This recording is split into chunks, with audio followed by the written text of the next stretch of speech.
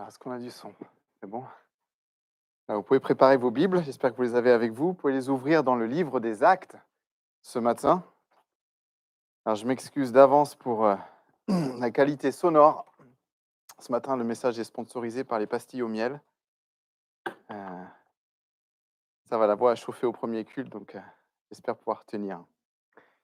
On est dans Acte 1 et on va se pencher ce matin en particulier sur les versets 1 à 14. Et puis, comme c'est marqué sur l'écran, je ferai une ou deux petites visites dans Acte 2 aussi. Voilà, je vous invite à prier pour remettre ce moment au Seigneur et avant de commencer. Seigneur, nous voulons te remercier encore ce matin pour ce temps que nous pouvons passer entre frères et sœurs pour te louer, pour chanter, pour prier. Seigneur, maintenant, nous voulons ensemble ouvrir cette parole, parole vivante. Et Seigneur, nous voulons, comme à chaque fois, être à ton écoute. Seigneur, dispose nos cœurs. C'est toi que nous voulons entendre à travers ces versets que nous allons lire et étudier ce matin ensemble. Seigneur, parle-nous. Au nom de Jésus. Amen. Alors, nous entrons aujourd'hui dans le deuxième volet de notre série pour ce début d'année. Au cours des 3 dernières semaines, nous avons abordé les thèmes de notre relation personnelle avec Dieu. Nous avons ensuite parlé de ce salut merveilleux qui nous fait passer de la mort à la vie. Et puis, plus récemment, la semaine dernière, du fruit que l'Esprit Saint produit en chacun de nous maintenant que nous sommes libérés de l'esclavage du péché. Et j'espère vraiment que le Seigneur vous a parlé à travers ces textes, qu'il vous a encouragé à vivre pleinement cette vie qu'il vous a donnée malgré les circonstances difficiles que nous traversons. Dieu nous a appelés. Il nous a appelés chacun. Il a œuvré dans notre cœur. Il nous a montré notre péché et nous avons répondu à son appel. Nous avons répondu à cet appel en nous détournant de notre ancienne vie et en mettant toute notre confiance en Christ et ce qu'il a accompli à la croix. C'est le salut. Et le salut, c'est quelque chose, bien entendu, de personnel, d'individuel. Le Seigneur a commencé une œuvre dans chacun de nous et dans la Bible, il nous promet qu'il va la mener à bien. Mais la parole de Dieu est aussi très claire et nous dit que la vie chrétienne ne peut pas se vivre tout seul dans son coin. Ce n'est pas possible. Ce n'est pas l'image que nous avons dans la parole de Dieu. Les disciples de Jésus sont appelés à vivre leur foi en communauté. Ils font partie d'un ensemble, font partie d'un corps, d'une famille, d'une maison spirituelle. C'est ce qu'on appelle l'Église.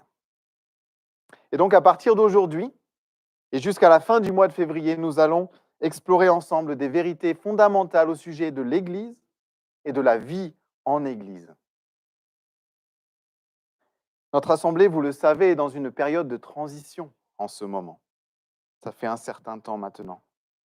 Notre Église grandit.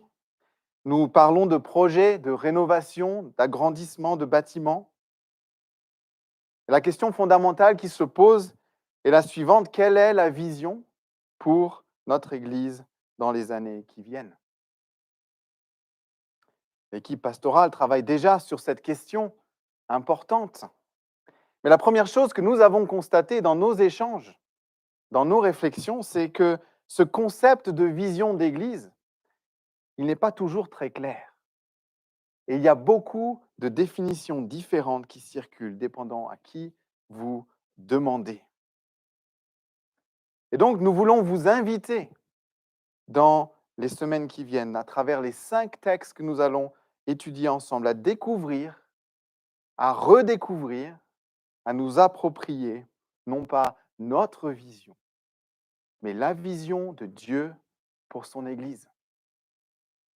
Parce que si nous sommes francs, nos projets n'auront aucun sens s'ils ne sont pas alignés avec ce que Dieu veut et avec ce qu'il nous a révélé dans sa parole.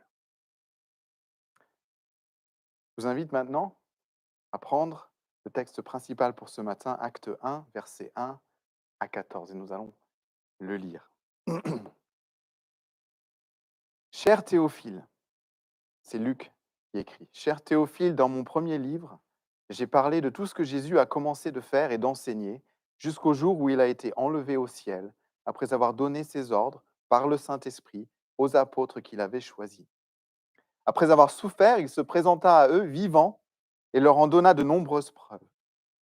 Pendant 40 jours, il se montra à eux et parla de ce qui concerne le royaume de Dieu.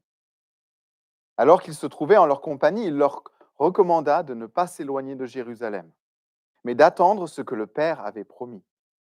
Ce que je vous ai annoncé, leur dit-il, car Jean a baptisé d'eau, mais vous, dans peu de jours, vous serez baptisés du Saint-Esprit. Alors que les apôtres étaient réunis, ils lui demandèrent: Seigneur, est-ce à ce moment-là que tu rétabliras le royaume pour Israël? Il leur répondit: Ce n'est pas à vous de connaître les temps ou les moments que le Père a fixés de sa propre autorité. Mais vous recevrez une puissance lorsque le Saint-Esprit viendra sur vous, et vous serez mes témoins à Jérusalem, dans toute la Judée, dans la Samarie et jusqu'aux extrémités de la terre. Après avoir dit cela, il s'éleva dans les airs pendant qu'ils le regardaient, et une nuée le cacha à leurs yeux.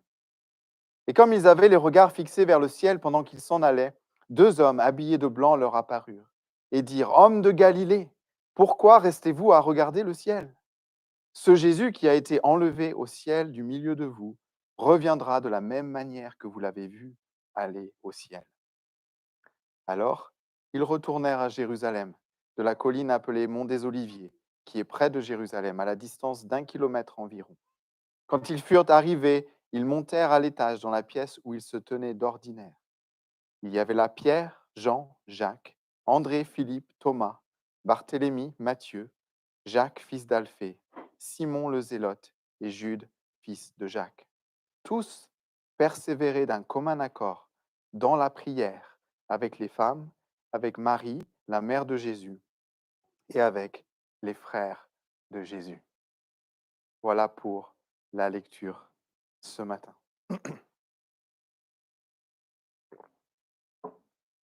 Dans le passage que nous venons de lire, nous voyons les premiers frémissements de l'Église. C'est le tout début. Jésus est ressuscité. Il est en train de mettre les choses en place. Il est en train de donner ses dernières instructions aux disciples avant de retourner auprès du Père. Nous sommes ici quelques jours avant la venue de l'Esprit Saint à la Pentecôte. Cet événement spectaculaire qui va donner l'impulsion et qui va déclencher la propagation de l'Évangile dans le monde entier. On associe souvent la Pentecôte à la naissance de l'Église. C'est vrai, traditionnellement, c'est comme ça qu'on y pense. La Pentecôte, c'est la naissance de l'Église. Mais je pense que dans les versets 13 et 14, ce matin, d'Acte 1, nous avons déjà ici l'Église sous forme d'embryon. Nous avons déjà ici un petit noyau de disciples qui se rassemblent pour prier et attendre que le Seigneur agisse comme il l'a promis.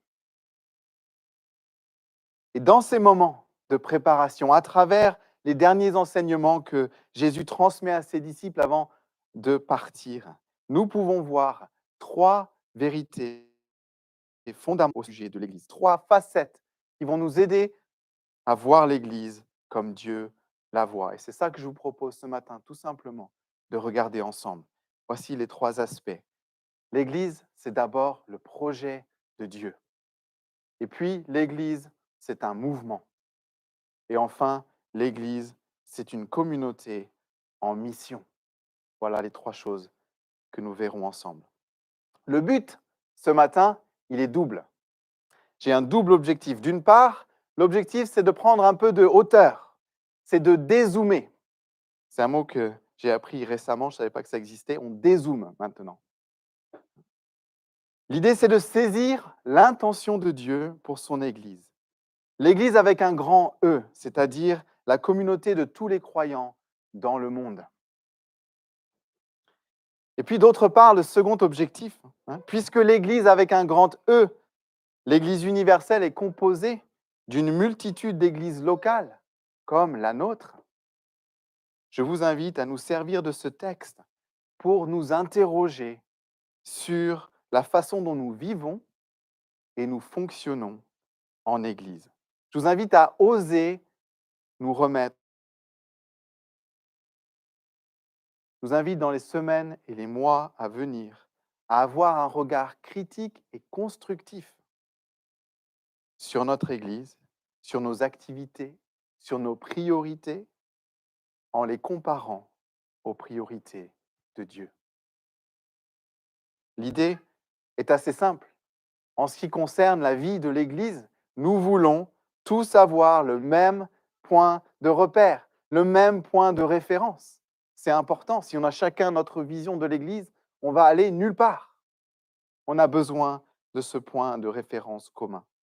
Et de cette façon, nous pourrons voir plus facilement les domaines où nous sommes alignés avec ce que Dieu veut, mais aussi les domaines où que nous avons peut-être négligés, les domaines où nous avons peut-être dévié par rapport au plan initial du Seigneur, etc. C'est une démarche utile. Et je l'espère en tout cas, que cette démarche nous rendra plus unis, plus affermis, plus engagés, plus zélés. L'enjeu est trop important pour ne pas saisir l'occasion. Regardons donc le premier aspect ce matin. L'Église, c'est le projet de Dieu, c'est l'idée de Dieu. L'Église n'est pas une invention humaine. C'est Dieu qui l'a pensée, c'est Dieu qui l'a voulu, et c'est Dieu qui l'a fait naître. Et dans les versets 3 à 8, nous voyons le Seigneur Jésus ressuscité, qui pendant 40 jours passe du temps avec ses disciples, les enseigne sur le royaume de Dieu, c'est ça que le texte nous dit, et surtout les prépare pour le grand événement, on l'a dit, de la Pentecôte, mais aussi pour la grande mission qu'il va leur confier. Mais en y regardant de plus près, nous voyons que ce n'est pas seulement Jésus qui est impliqué dans le projet de l'Église, mais bien toute la Trinité. Regardez avec moi, au verset 7, nous voyons que c'est le Père qui fixe les temps et les moments dans le déroulement de l'histoire avec un grand H. Et cela inclut bien sûr la résurrection de Jésus quelques semaines auparavant. Cela va inclure l'ascension imminente du Seigneur et le don de l'Esprit. Et d'ailleurs, ce don de l'Esprit, vous le voyez au verset 4, il a été promis par le Père. Et puis au verset 8, nous découvrons le rôle central de l'Esprit Saint. L'Esprit Saint va prendre un rôle central dans la croissance et le développement de l'Église. Vous recevrez une puissance lorsque le Saint-Esprit viendra sur vous, et vous serez mes témoins. On voit ici que chacun a son rôle. Dieu le Père a prévu, a planifié, a promis. Jésus-Christ met en place et met en œuvre. Et l'Esprit Saint anime, guide et équipe par sa puissance. Et si vous voulez d'autres exemples de l'implication de Dieu, du Père, du Fils, du Saint-Esprit dans le mouvement de l'Église, relisez le livre des Actes. C'est à chaque page. Que ce soit le Seigneur qui apparaît à Saul, qui l'arrête sur le chemin de Damas, que ce soit le Saint-Esprit qui redirige les apôtres, qui ferme des portes, qui en ouvre d'autres. La liste serait longue. L'Église est donc bien le projet de Dieu de A à Z. Et cela peut paraître un peu évident. Cela peut vous paraître peut-être même un peu bête à dire. Bien sûr que l'Église, c'est le projet de Dieu. Mais moi, je suis convaincu que c'est une vérité fondamentale et que les implications sont importantes si on le croit vraiment et que nous devons prendre cette vérité au sérieux. L'Église, ce n'est pas mon petit projet personnel. L'Église, ce n'est pas non plus mon club de quartier et ce n'est pas mon divertissement du dimanche. L'Église ne m'appartient pas. L'Église appartient à Dieu. La Bible est claire, Jésus est la tête, il est le chef de l'Église. C'est le Seigneur qui bâtit son Église. Et c'est l'Esprit qui l'unit et qui la fait vivre. Dieu nous dit et nous montre dans la Bible ce qu'est l'Église, mais aussi ce qu'elle n'est pas. Et nous ne sommes pas libres de changer la définition, ni la direction, ni le but de l'Église. Alors il y aurait bien sûr de nombreuses façons d'appliquer cette vérité à nos vies, à la vie de notre communauté. J'en ai choisi une. Que j'ai vraiment à cœur. Je pense ici, comme on l'a dit tout à l'heure, que pour notre Église qui est dans une période de transition, qui est devant des questions et des choix qui concernent son avenir, qui concernent sa croissance, la prochaine étape, il me semble que cette vérité nous pose un vrai défi de prière. Un vrai défi de prière.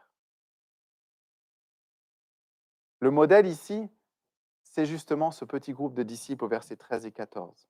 Les disciples qui sont retournés à Jérusalem pour attendre la suite des événements. Et qui ne sont pas restés là, les bras croisés, mais qui, comme le texte nous dit, persévéraient tous d'un commun accord dans la prière. Ils ont prié.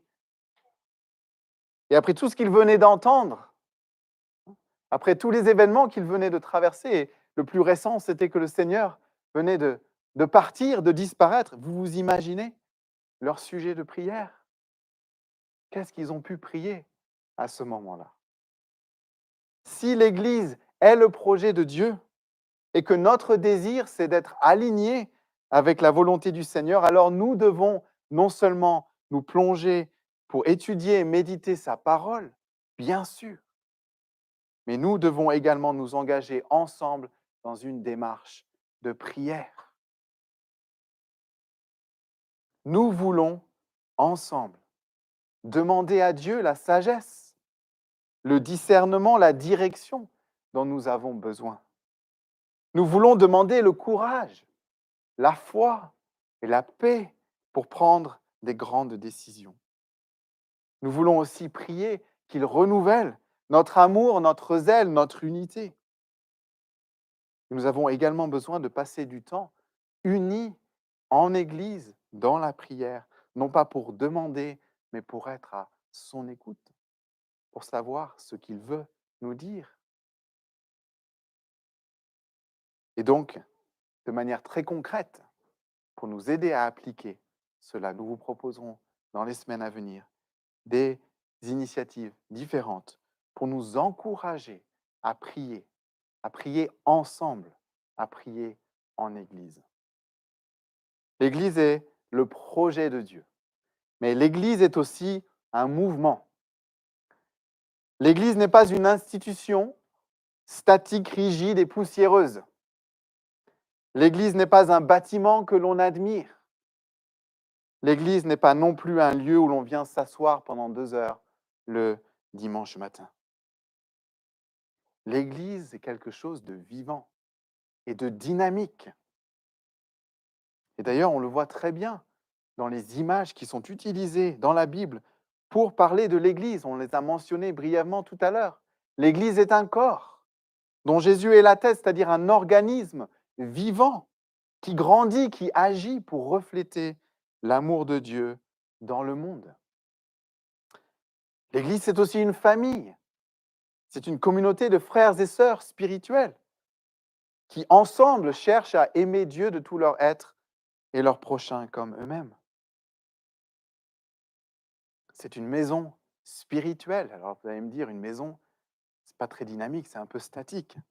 Hein. Mais la Bible nous décrit cette maison spirituelle, elle nous dit qu'elle est formée de pierres vivantes. Hein, de pierres vivantes qui s'édifient les unes les autres, alignées sur la pierre angulaire qu'est Jésus-Christ.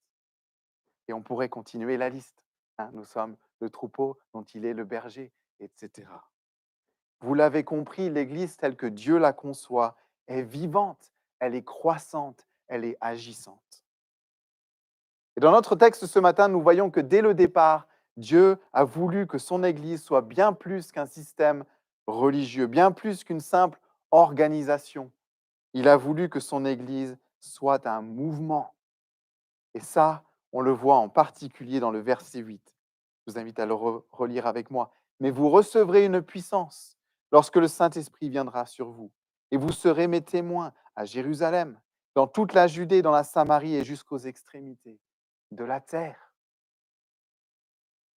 Lorsque je lis ce verset, je vois une image. Je ne peux pas m'en empêcher. À chaque fois que je lis ce verset, je vois une image. Je me représente une onde de choc. Vous voyez de quoi je veux parler? Une onde de choc avec ces cercles concentriques qui s'élargissent progressivement. Avec ma famille, on aime bien aller dans la forêt à Ours-Belil. Si on n'est pas à la maison, on est peut-être là-bas, si vous nous cherchez. Et il y a un endroit où on peut s'approcher, je ne sais pas si vous connaissez, avec des tables de pique-nique, et on peut aller s'approcher de la rivière. Et avec les enfants, on passe pas mal de temps à jeter des cailloux dans l'eau. Plaisir simple. Et quand vous jetez un caillou dans l'eau, qu'est-ce qui se passe? D'abord, il y a un plouf. D'accord? Et plus le caillou est gros, plus ça fait de l'effet. Il y a un impact. Et puis après, vous voyez ce que je veux dire? Après, on voit l'onde de choc à la surface de l'eau qui s'élargit, ces cercles qui s'élargissent. C'est ça que Jésus décrit à ses disciples ici. Il dit, vous serez mes témoins à Jérusalem, premier cercle, dans toute la Judée, dans la Samarie, jusqu'aux extrémités de la terre. C'est-à-dire jusqu'au bout du monde. L'Église est un mouvement qui a démarré il y a 2000 ans et qui continue jusqu'à aujourd'hui. Et il est intéressant ici de remarquer que Jésus ne donne pas à ses disciples une durée, une limite dans le temps. Il ne dit pas ce mouvement va durer 10 ans, 20 ans. Il ne le précise pas. Mais on comprend la limite lorsqu'on voit au verset 11 les deux anges qui s'adressent aux disciples, qui ont les regards fixés au ciel, qui cherchent Jésus qui vient d'être enlevé. Et ces deux anges vont leur donner le repère temporel ultime, c'est-à-dire le retour de Christ. Ils leur disent, ce Jésus qui a été enlevé au ciel du milieu de vous reviendra de la même manière que vous l'avez vu aller au ciel. Le mouvement de l'Église doit donc continuer jusqu'au retour du Seigneur. Et cela, d'ailleurs, correspond bien avec l'autre texte qui parle de la mission dans Matthieu 28. Ce que Dieu dit dans ce texte, il dit « Je suis avec vous tous les jours. Jusqu'à quand? Jusqu'à la fin du monde. » C'est ça la limite temporelle de l'Église. Alors, vous savez sans doute que la plupart des mouvements notables de l'histoire ont eu du mal à continuer après la mort de leur fondateur. C'est toujours difficile de perpétuer un mouvement après la mort du fondateur. Et c'est d'ailleurs ce que les Juifs espéraient lorsqu'ils ont crucifié Jésus. Ils pensaient mettre un terme à l'influence de cet homme qui attirait les foules et qui enseignait avec autorité. Et ils étaient loin de se douter que Jésus ressusciterait et qu'avant de monter au ciel, il poserait les bases d'un mouvement qui allait s'étendre sur des siècles et qui se répandrait sur toute la terre, franchissant les barrières linguistiques et culturelles. Nous ne devons pas perdre de vue que celui qui parle aux disciples dans notre texte ce matin est Jésus-Christ ressuscité. Ressuscité. Celui qui a vaincu le péché et la mort. Nous ne sommes pas une institution religieuse à la mémoire d'un prophète d'antan. Nous sommes un mouvement de disciples et de témoins au service de Christ ressuscité. Ça, c'est l'Église. Ce qui est important ici de retenir pour nous, c'est que nous faisons partie de ce mouvement. Nous faisons partie de ce mouvement, nous avons un rôle à jouer dans ce mouvement. Et nous devons veiller donc à ne pas perdre notre élan. La tentation pour toutes les églises au fil du temps,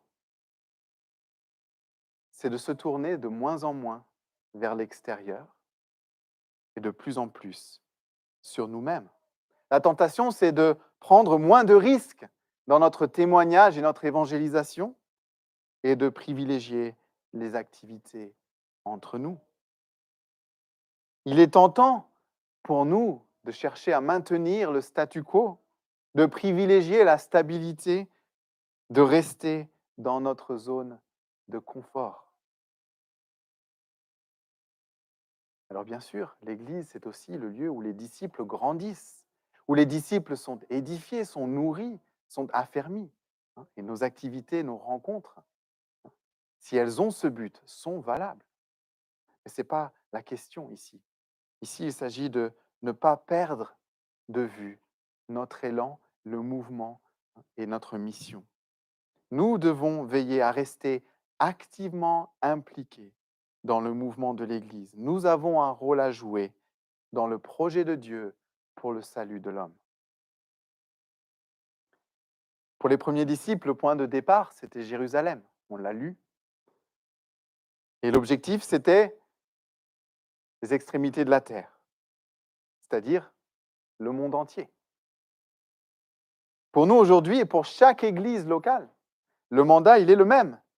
Nous voulons annoncer l'évangile, faire des disciples à Tarbes, là où nous sommes, mais aussi dans les Hautes-Pyrénées, en Occitanie, en France, et dans le monde entier, en particulier parmi les nombreux peuples qui n'ont jamais entendu la bonne nouvelle du salut en Jésus. Quel est le défi pour nous par rapport à cette idée de mouvement? Première question, c'est peut-être, sommes-nous conscients que l'Église est un mouvement qui continue jusqu'à aujourd'hui et qui continuera jusqu'au retour du Seigneur? Ça commence peut-être par là pour nous. Est-ce que nous en sommes conscients? Comprenons-nous que si les premiers chrétiens avaient décidé de se poser tranquillement, nous ne serions pas là? Ça, c'est une réalité.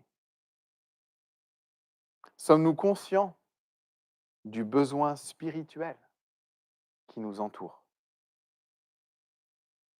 Lorsque nous regardons là où nous habitons, notre village, notre commune, notre ville, est-ce que nous sommes conscients du besoin spirituel qui nous entoure? Est-ce que nous voulons prendre part à ce mouvement, œuvrer pour que l'Évangile se propage? Ou bien est-ce que nous préférons rester entre nous? Ce sont que quelques questions, hein, et on ne va pas pouvoir y répondre tout de suite. Le but, c'est d'y réfléchir, de se les poser franchement. Je sais que c'est facile de poser des questions comme ça, mais je me les pose à moi-même. L'Église, c'est le projet de Dieu. L'Église, c'est un mouvement. Et l'Église, c'est une communauté en mission. Nous arrivons au troisième point. L'Église est née dans un but bien précis, pour accomplir une mission bien précise. Et cette mission, elle n'a pas changé. Elle est toujours la même aujourd'hui et elle ne changera pas à l'avenir. Aujourd'hui, beaucoup de choses changent autour de nous. Ça change de semaine en semaine. On a du mal à trouver la stabilité, mais l'Église, le projet de l'Église, la mission de l'Église est toujours la même depuis 2000 ans et il ne va pas changer. Depuis le début, l'Église est appelée à être une communauté en mission. L'Église est le moyen que Dieu a choisi pour que l'Évangile soit annoncé dans le monde entier et pour que les disciples grandissent dans la foi. Je ne sais pas si vous vous rendez compte que Dieu avait le choix. Dieu avait des milliers de possibilités pour mener à bien son plan et il a choisi de confier l'annonce de l'Évangile à ses disciples, à ses communautés de disciples. Et il les a envoyés dans le monde. C'est comme ça qu'il voit les choses.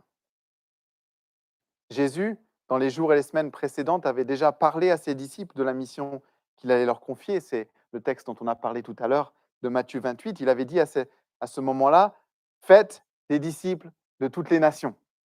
C'était le résumé de la mission. Et ici, Jésus décrit la mission un peu différemment. Il dit à ses disciples, vous serez mes témoins. Vous serez mes témoins. Alors bien sûr, les deux ne sont pas du tout contradictoires, ils sont d'ailleurs complémentaires. On a besoin des deux, parce que pour faire des disciples, il faut d'abord être témoin. Si on y réfléchit 2 minutes, tout commence avec notre témoignage. Si l'évangile n'est pas visible dans notre façon de vivre, et s'il n'est pas audible dans nos paroles, alors nous ne ferons jamais de disciples. Dans Matthieu 28, faire des disciples implique, sous-entend forcément que l'évangile a été proclamé.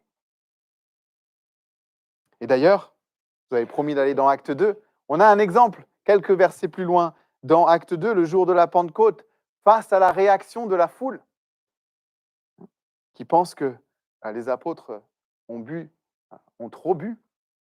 Pierre prend la parole, il commence à prêcher, il commence à témoigner.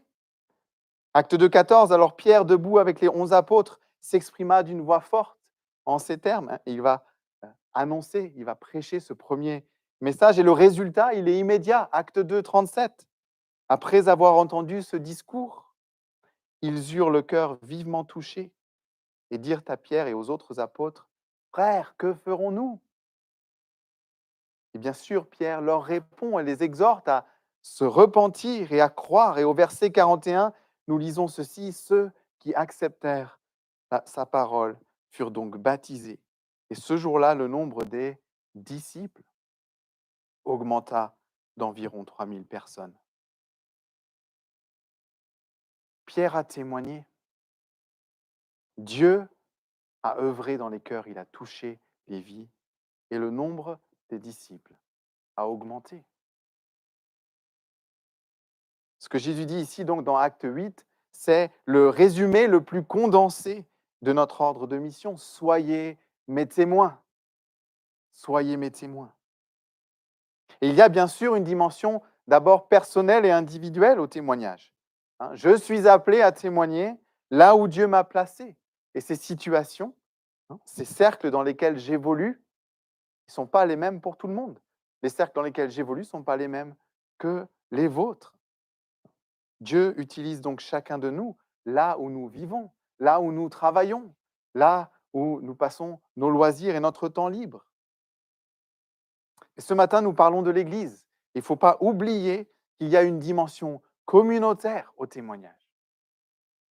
Ensemble, nous voulons être témoins de Jésus-Christ. Ensemble, nous voulons briller. Ensemble, nous voulons vivre l'Évangile et le proclamer. Ce que ça veut dire, c'est que l'Évangile doit être au cœur de la vie de notre Église. L'Évangile doit être visible, tangible, concret dans nos interactions et dans nos relations. C'est ça, vivre l'Évangile. On doit en voir les fruits et les effets. La grâce, l'amour, la foi, la persévérance, l'espérance doivent nous motiver et ces fruits du salut doivent s'exprimer dans nos activités, dans nos rencontres, dans notre service. Et notre témoignage passe aussi par notre parole, nos paroles. Et cela veut dire que nos louanges, nos chants, nos prières, ce que nous prêchons, ce que nous enseignons, ce que nous partageons, doit être imprégné de l'Évangile. Il y a un bon exemple dans la Bible d'une église qui vivait cela concrètement. C'est l'assemblée de Thessalonique. Je ne sais pas si vous avez lu récemment les épîtres aux Thessaloniciens. Nous, on a eu une formation avec les prédicateurs de l'église l'année dernière à Toulouse. On a étudié ce livre, 1 Thessaloniciens, cette première lettre, qui est vraiment géniale. Je vous invite à la relire, elle est très courte. Vous pouvez la lire cet après-midi. Voilà ce que dit Paul dans sa première lettre aux chrétiens thessaloniciens. Chapitre 1, versets 2 et 3. Nous disons constamment à Dieu notre reconnaissance pour vous tous en faisant mention de vous dans nos prières. Et voilà pourquoi il remercie. Nous nous rappelons sans cesse.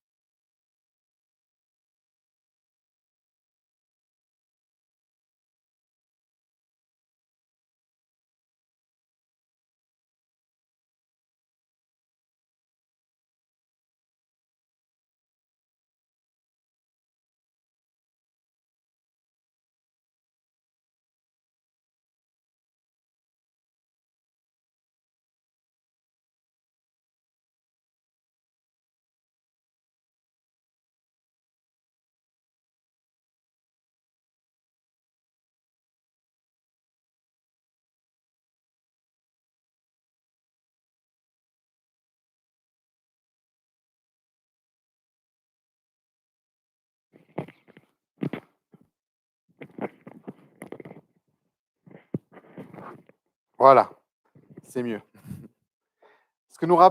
Donc voilà ce que je vais relire, donc chapitre 1, versets 2 et 3 d'un Thessaloniciens. Paul est reconnaissant pour ces chrétiens et voilà ce qu'il dit au verset 3. Nous nous rappelons sans cesse l'œuvre de votre foi, le travail de votre amour et la fermeté de votre espérance en notre Seigneur Jésus-Christ. C'est quand même incroyable. Hein. C'est quand même incroyable ce qu'il est en train de dire. L'œuvre de votre foi, le travail de votre amour. Dans cette Église, la foi et l'amour étaient visibles. Ils étaient concrets dans les activités et dans les relations. Et puis, un petit peu plus loin, chapitre 1, verset 8, voilà ce qu'on lit aussi. Paul continue. En effet, non seulement la parole du Seigneur a retenti depuis chez vous, en Macédoine et en Achaïe, mais c'est aussi partout que votre foi en Dieu s'est fait connaître, de sorte que nous n'avons pas besoin d'en parler. C'est remarquable. La parole du Seigneur a retenti. Votre foi s'est fait connaître. Cette église était tournée vers l'extérieur, elle rayonnait, elle proclamait la parole, elle avait un impact qui s'étendait dans les provinces avoisinantes. Voilà une église qui témoignait, une église en mission, et elle peut être un modèle pour nous. L'église de Thessalonique était en bonne santé, elle était en très bonne santé, mais elle n'était pas parfaite pour autant. Et Paul, à plusieurs reprises, vous le verrez quand vous lirez cette lettre, va exhorter ces chrétiens à ne pas se reposer sur leur laurier. Il va leur dire plusieurs fois, progressez encore, progressez encore. Je sais que vous vous aimez les uns les autres. C'est visible, mais progressez encore. Saisissons ce matin la vision de Dieu pour nous, d'être une communauté en mission, une communauté de témoins qui vivent et proclament l'Évangile. Bien sûr, nous le faisons déjà en partie. On n'est pas en train de dire ce matin que nous ne faisons aucune de ces choses. Nous le faisons déjà en partie. Mais nous voulons progresser encore. Et pas pour être reconnus, pas pour être populaires, mais pour que le Seigneur Jésus soit connu à Tarbes et au-delà. Alors quel est le défi pour nous par rapport à cette mission?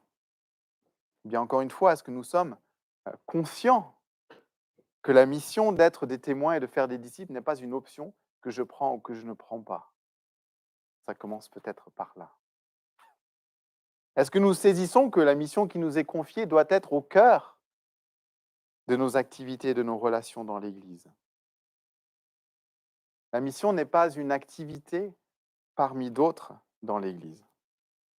La mission, c'est l'objectif même de l'Église. On pourrait même dire c'est la raison d'être de l'Église. Et donc tout ce que nous faisons, tout ce que nous vivons, tout ce que nous organisons doit être au service de cette mission. Que le Seigneur donc nous aide à relever tous ces défis que nous avons soulevés ce matin. En conclusion, ce matin, nous avons vu trois grands aspects, trois grands principes qui nous aident à comprendre de manière globale ce que Dieu attend de l'Église. L'Église, c'est le projet de Dieu.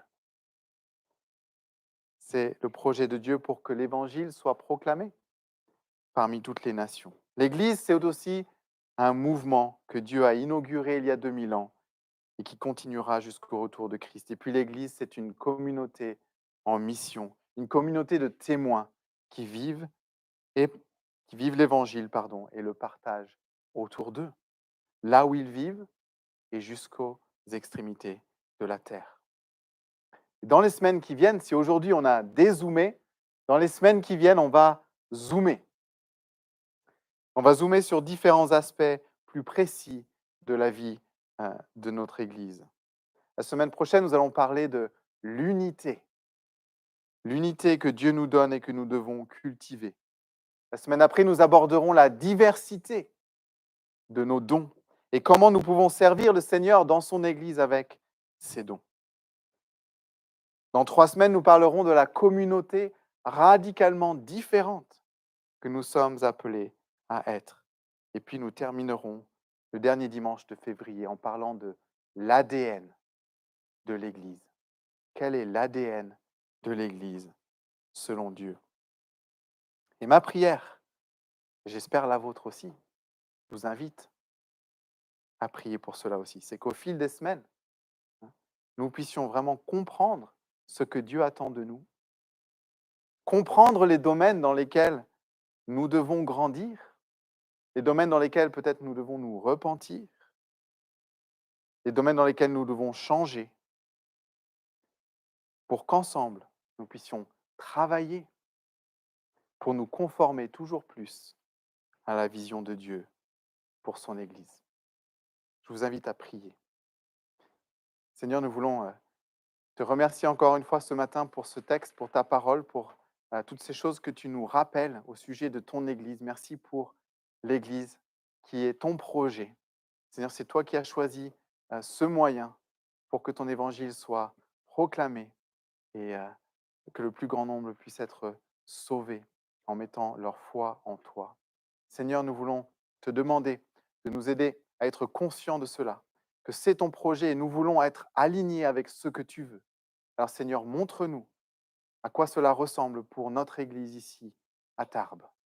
Et Seigneur, nous voulons te remercier pour ce mouvement. Merci parce que l'Église est tournée vers l'extérieur, que tu nous appelles à toujours plus avancer avec ce message de la bonne nouvelle du salut.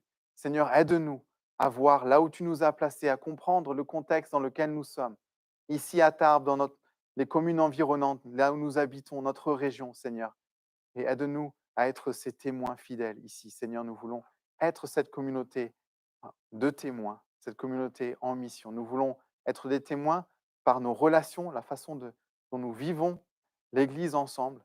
Et nous voulons être des témoins par nos paroles, notre message. Aide-nous à le partager de multiples façons autour de nous, Seigneur. Nous te demandons, comme à chaque fois, ton aide pour appliquer ces choses à nos vies. Au nom de Jésus. Amen.